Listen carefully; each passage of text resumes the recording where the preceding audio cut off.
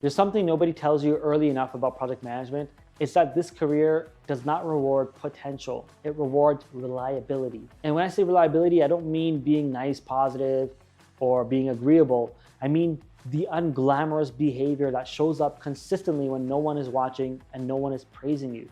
Doing what you said you would do, following up without being reminded, keeping track of details that are easy to ignore, showing up prepared even when the meeting feels routine. A lot of project managers believe that their next breakthrough will come from the next credential or the next framework or the next acronym on their resume. That's understandable because credentials are visible. You can list them, you can point to them on your resume.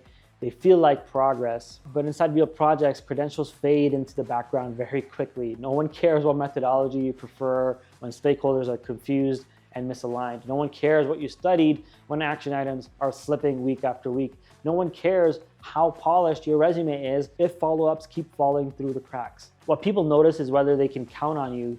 Do you close loops without being chased?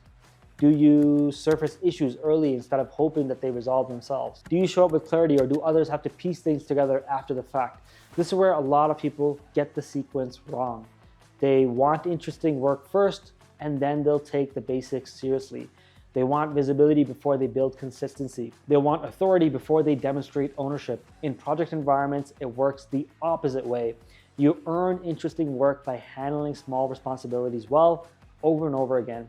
You earn trust by being steady, not by being flashy. You earn credibility by doing the things that are easy to skip and hard to fake. Here's a contrast I've seen many times. One person speaks confidently in meetings, uses the right terminology, and sounds sharp, but details slip. Follow-ups are inconsistent. Timelines are drifting.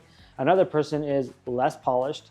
They don't talk as much, but their notes are clear, their updates are accurate. When something slips, they flag it early and explain what it affects. And guess who ends up with more responsibility? And it's not because they asked for it. It's not because they branded themselves better. It's because people felt safer relying on them. That's what reliability looks like in practice. And this matters more than people realize, because a lot of hesitation in this career isn't about ability. It's about trust, especially trust in yourself. Every time you say you'll do something and follow through, you build a small internal record that says, yes, I can handle responsibility.